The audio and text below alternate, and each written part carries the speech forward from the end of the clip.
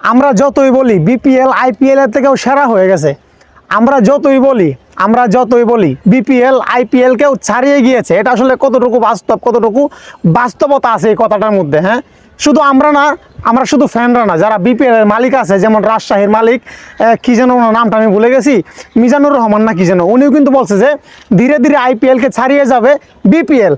এই কি ছাড়িয়ে যাওয়া? হ্যাঁ, অবশ্যই ছাড়িয়ে যাওয়া বলবো, কারণ এখন পর্যন্ত আইপিএল ইতিহাসে কখনোই ম্যাচ ফি না সরি পারিশ্রমিকের জন্য আসলে কোনো ম্যাচ বয়কটের ডাক দেয়নি কোনো প্লেয়ার, কোনো অনুশীলন বয়কটের ডাক দেয়নি কোনো প্লেয়ার আইপিএলে পারিশ্রমিকের জন্য। কিন্তু বিপিএলে সেই মিজানুর রহমান বলছিল যে আইপিএলকে ধীরে ধীরে ছাড়িয়ে যাবে বিপিএল, সেই মিজানুর রহমান দুর্বার রাজশাহীর মালিক, ফ্র্যাঞ্চাইজির মালিক, তার দল আজকে চট্টগ্রামে অনুশীলন করে নাই শুধুমাত্র পারিশ্রমিকের জন্য, অনুশীলন বয়কট করছে।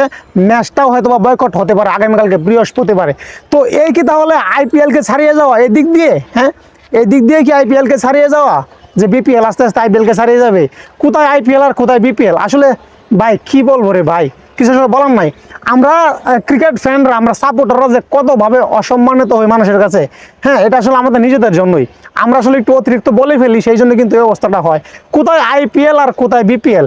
ইন্ডিয়ান ক্রিকেট ফ্যানরা আমাকে বলে যে হৃদয় ভাই কিভাবে তোমরা এসব কীভাবে বলো যে আইপিএলকে ছাড়িয়ে যাবে? আমাদের 27 কোটি টাকা দিয়ে একটা প্লেয়ার কিনি ঋষভ পান্থকে, আর তোমাদের বিপিএলের ফুল ওয়ার্ল্ড টিমের বাজেট থাকে 27 কোটি, তাহলে কি আমি এই কথাটা কি ধরে নিব? হ্যাঁ, ইমরান তাহির কিছুদিন আগে গ্লোবাল T20 সুপার লিগে ওয়েস্ট ইন্ডিজে, সেখানে উনি একটা কথা উঠাইছে যে আমি এর আগে রংপুর রাইডার্সের হয়ে খেলছিলাম, আমার পাওনা টাকা এখন পর্যন্ত দেয় না রংপুর রাইডার্স। চিন্তা করেন মান সম্মানটা কোনভাবে গেছে। শুধু কিন্তু রংপুর রাইডার্স ওই ফ্র্যাঞ্চাইজির মান সম্মান গেছে না, পুরো বাংলার মান সম্মান গেছে, পুরো বাংলাদেশের মানুষের মান সম্মান গেছে, এমনকি আমার মান সম্মান গেছে। যে বিদেশে একটা প্লেয়ার, সাউথ আফ্রিকান একটা প্লেয়ার যখন ওয়েস্ট ইন্ডিজের মাটিতে যখন একটা টুর্নামেন্ট চলে গ্লোবাল সুপার লিগ, তখন পুরো ক্রিকেট বিশ্বের সব টিম ছিল ওখানে। এই যে সব টিমের সামনে যে কথাটা ব্লাস্ট করছে, এটা আসলে কতটুকু মান সম্মানে লাগছে একটাবার কি ভাবা যায়? আমাদের দেশটা কতটুকু ছোট হয়েছে, বিপিএল এর মান কতটুকু কমছে। একটা প্লেয়ার যদি বলে যে আমি বিপিএল খেলতে গেছিলাম, আমার পাওনা টাকা এখন পর্যন্ত আমাকে দেয় নাই, অন্য ক্রিকেটাররা কি আসতে চাইবে? ভালো ভালো ক্রিকেটার বিপিএল আসতে চায় না। সাব্বির রহমান ডেভিড ওয়ার্নারকে বলছে যে বিপিএল খেলবা তুমি, ডেভিড ওয়ার্নার বলছে না বিপিএল এর মান ভালো না। তো বিপিএল এর মান কিভাবে ভালো থাকবে? ক্রিকেটারদেরকে একটা মানুষ কখন আসলে শান্তি পায়? সারাদিন পরিশ্রম করার পরে যখন মানুষ লগে লগে যখন টাকাটা পাওয়া যায় পকেটে গরম গরম, টাকার জন্যই তো পরিশ্রম, টাকার জন্যই তো ওই যে ক্রিকেটাররা যে আসছে বাংলাদেশে বিপিএল খেলার জন্য, তাদের বউ বাচ্চা মা বাবা ভাই বোন সবাইকে ফেলে যে আসছে, কেন আসছে? টাকার জন্যই তো নাকি? তো পরিশ্রম করতেছে, টাকাটা যদি পেয়ে যায় তাহলে তো সব কিছু ঠিকঠাক। এখন আপনারা এনে খেলাবেন, হ্যাঁ, কিন্তু মাগার প্লেয়ারদেরকে টাকা দিবেন না, এটা কেমন কথা ভাই?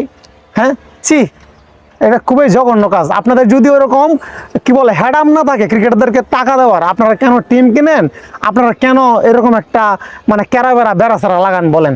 হ্যাঁ, আমাদের দেশটাকে কেন ছোট করেন? দেশটাকে কেন আপনারা ছোট করেন? ইমরান তাহিরের মতো লোক যখন বলে গ্লোবাল সুপার লিগে যে গত বছর আমি রংপুর রাইডার্সের হয়ে ক্রিকেট খেলছি, এখন পর্যন্ত আমাকে 5 টাকা দেয় নাই, এর চেয়ে লজ্জার আর কি আছে? এর চেয়ে লজ্জার আর কি হতে পারে না কোনো কিছুই, এটাই বাস্তব।